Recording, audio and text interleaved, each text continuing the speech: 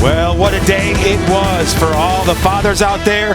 The Cubs are running through the tape and getting that W as the flag is flying high. And you've just joined us on Cubs Postgame Live, presented by Yuengling, America's oldest brewery, and Ian Happ doing the deed right there. This series, well, it was close each and every single step of the way. 4 one-run games, a pair in extra innings, but the Cubs, they emerged with 3 W's to the Pirates just 1. And with that said, come on in, it's showtime, and you see who it is, Dansby Swanson, who squared the affair in the first inning. Dansby, another solid piece of hitting, and then in the 9th, you ended an 18-hitter streak with them putting guys in the dugout. So when it comes to you just coming through on Father's Day, how big is that for you, man? Well, I mean, first of all, those guys over there have been pitching the ball extremely well. Yeah, starters, bullpen, been making it tough on us. So, you know, it was really good to be able to get a win today. You know, someone once told me it doesn't matter how you win, just as long as if you win. Right. And, no, it's true. You know, yeah. I mean, there's so many ways to win a baseball game, and, you know, we're kind of putting that on display right now. Some clutch hitting. Our pitchers have been unbelievable. The bullpen's been incredible. Can't say enough about them, but this is a fun group. It's a tough group, and I'm so glad to be a part of it. Hey, I know Happ had the big hit, but how about that play from Nico? Tell me from your vantage point what you saw. I don't think people realize how hard that is, because up the middle there's just so much going on. There's you got the catcher, you got the pitcher, you got the fans behind. Like it is a really tough play to see, and for him to be able to make a play like that is pretty spectacular. But I've come to expect that his normal is not everyone else's normal. The guy's unbelievable. Hey, you know what? Yesterday you talked about you need to play some of these games, right? Just to sort of test the heart rate and feel, you know, a little bit of pressure.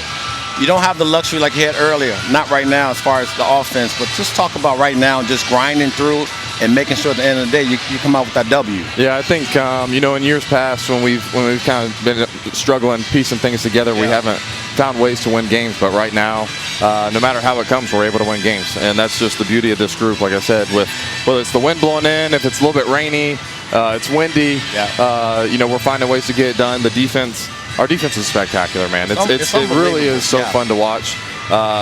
Another one of my favorite sayings is whoever gets 27 outs the quickest wins the game, and defense is a big part of that.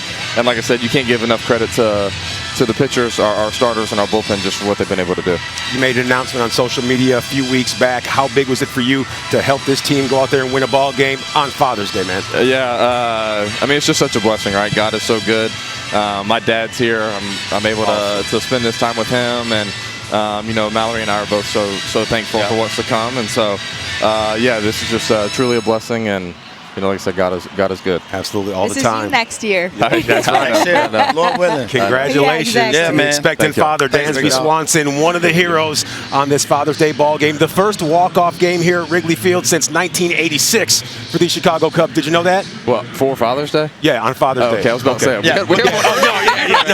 There's been multiple so far this season, but it's been since '86 that they made the dads proud, and that was obviously a big one. It's what it's all about right here, and taking a look at the division. Yep, the Cubs, they've won all 5 series so far versus the Central, a far cry from what we saw a season ago. However, we know one thing, this team wired completely different, like the ball club in 2024. And no disrespect to them, but the way this club goes out there and wins ball games, especially the close ones, Dansby, he told you yesterday, and boy, did it ring true today, Elise. Yeah, and I love what he said. Isn't it so true? Like, you just got to win, right? Doesn't really matter how. In tennis, they call it winning ugly. I'm not necessarily sure only in tennis? Ugly. Well, in every sport. I mean, I like how you said it in tennis. Yeah. But you know. It's not actually that ugly to me, because sometimes this is just how you have to win games. It's not always going to be with the slug. All wins are beautiful. And here, look, I was looking at the bottom of the order, didn't give you much production, but how different late in the game when Kyle Tucker comes in to pinch hit, and just his presence, you want to put him on. And then Ian Happ, the steady presence at the top of the lineup. I think his low heart rate, this is probably a really special day for him too, to hit a walk-off. And so all around the defense, the bullpen has been fantastic. The key at bats when you need them. You just need more runs when the other team. Cliff, how big is it for the bullpen to come up like they have come up? Since May 14th, they have a .87 ERA. That's 104 innings pitched. Wow. It's not a typo either. You have to count on the bullpen. We've been saying that all along. The bullpen has stepped up. They've done their job. I mean, you're talking about Ryan Presley has pitched 3 days straight. I mean, he's probably the oldest guy down there, wouldn't you say? Right? And he came on set yesterday or 2 nights ago, and it was just like, you know what, the calm about where he's at confidence-wise is why you figure out and you help your guys. It's all guys on the same page, and then Nico makes the play behind you. So this is why you pitch the contact. You cannot be afraid of contact, but you also think about so many different variables. At least you hit on one, I hit on one. We're watching different things throughout the game, all of us, you and I, and it's almost like, what's the last thought, right? Like, what's the last thought for Ian Happ to come up on deck? You're walking up, it's that last thought. And he said it. He was like, look, yesterday I'm facing this guy. He throws me all fastballs. Today I'm just going to go up and hack. Yeah. You don't know what you're going to get, but when you get in that box, everything just goes blank. You're trying to go blank and figure out how I'm going to get this run in, period. That's all you're doing. He swung all 3 pitches. That in itself is just how the cat and mouse. I always say cat and mouse, but if you don't think about it right now in that situation, that's how it unfolds. Because you even turned and looked at me and said, he doesn't do that. He don't do that. He's not going to just swing. But, there are guys on. It's an RBI situation. All you need is a knock. You don't need 3 runs in this situation. Yep. And I want to give credit to Colin Wright, too, because he gives up 2 runs in the first inning, settles down, and keeps this team. Yeah, they respond, the offense, right away. No waiting around. So you had scoring in the first and scoring late, and it was enough. And so whatever way you need to get it done. But I think getting it done in the different ways that we've been describing, that's the confidence that you gain throughout the season, that come the postseason, as Dansby was talking about yesterday specifically after the game, that you're primed for any situation. Absolutely. Close, blowout, whatever you got going. And getting quality starts from that starter, that's exactly what the Cubs need. And today they got that from Colin Ray. They're now 23-7 when they receive that quality start from the starter. It's always good to get off the runway nice and clean, but it's even better when you finish things up, specifically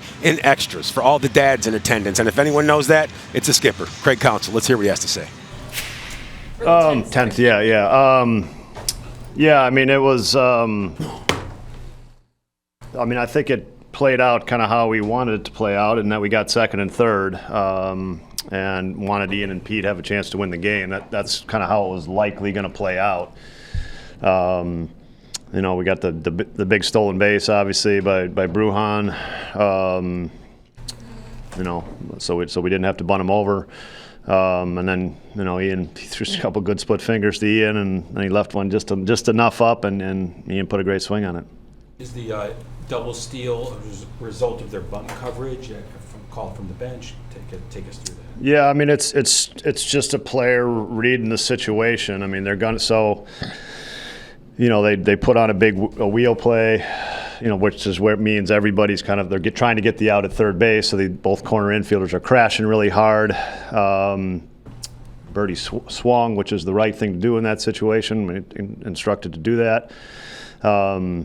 They did an inside move, and then, we just took advantage of a pitcher that's a little bit slower to the plate and to grab the base. You guys have been scoring runs in bunches for much of the year. This was a low-scoring series. Is it just another example of what you talk about, finding different ways to win? Yeah, I mean, I think going in, kind of expected a series like this, expected low scoring, and that means you have to, make plays, whether it be on defense, you have to make pitches, you have to throw strikes, and you have to run the bases well.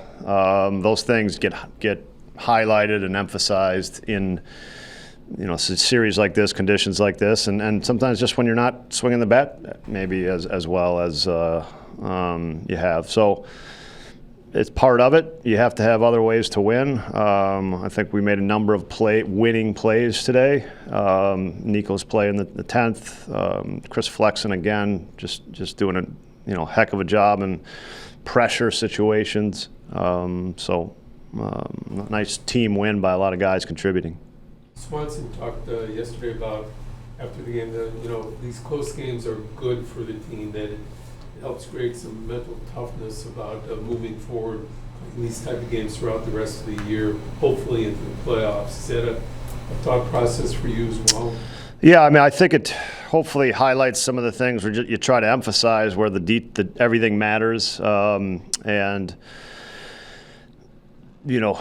grabbing an advantage wherever you can be the difference. And you can speak to a number of things in doing that. I mean, go back to the first inning and Ian stealing a base on the first pitch. So I think, it happens at every point in the game. I think that's a really important thing. It doesn't just happen in the 9th inning or the 8th inning. It happens at every point in the game, and trying to be good at all those moments and focused on every moment is something I think this team is good at and enjoys doing. Is Tucker's finger injury like a consideration when you're putting together the lineup? Yeah, I mean, today was just, thought he can get him 2 days off going into the off day. It's not, it's there, it's not bad, but just this was a chance to try to get him to two days without swinging a bat, essentially. When you said expected low series, do you mean the way Pittsburgh's pitching, the wind? I think Pittsburgh's been pitching very well. I think the weather, both those things. Are we looking at? It seems like Armstrong, anything goes up right now, that he keeps getting better at just first step toward the ball. Is that my imagination, or is he getting better? Well, he catches everything, so it's. I mean, I can't argue with that. Yeah, I mean, he's making. The great players make very difficult things look fairly easy, and I think we're seeing that with Pete on a number of occasions. But it's the pitchers are loving it. I know that. A ball goes up in center field, and then you feel like Pete's going to run it down. And it just ends innings. It ends rallies. It conserves pitches. It's a big deal. Quick preview type thing. I mean, day off probably comes at a good time with Milwaukee, who's playing better now, right before seeing them. Yeah, let's enjoy Father's Day and have a day off. That's where I'm at right now. Yeah. Something tells me Craig may be headed to the house, firing up the barbecue, and he'll kick those feet up and relax into that off day tomorrow. I heard of Hop on Pop for Father's Day, but what about I like that a lot. Wally, keeping it nice and original. And how about this? This wasn't necessarily original. There were a ton of close games in the last 4. The Cubs, however, they prevailed. The final in 10, 3-2. We're going to hear more from the usual suspects. That's next.